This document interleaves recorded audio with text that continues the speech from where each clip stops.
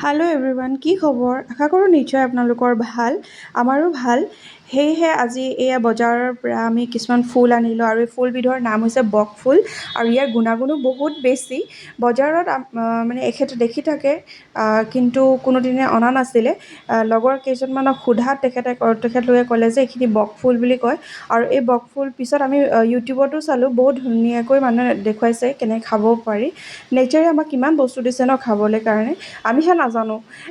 আজি ত্ৰিপুৰাত আহি এইখিনি বস্তু দেখিলোঁ খাব পাৰি বুলি, চ' সেইকাৰণে আমি ট্ৰাই কৰি চালোঁ। এয়া এইধৰণে নিমখ পানীত তিয়াই থৈ পিনি তাৰ ৰেণু যিখিনি থকা ঠাৰিবোৰ যিবোৰ আছে সেইবোৰ অলপ গুচাই দিলোঁ। ইউটিউব চাই কৰিছোঁ পিছে দেই।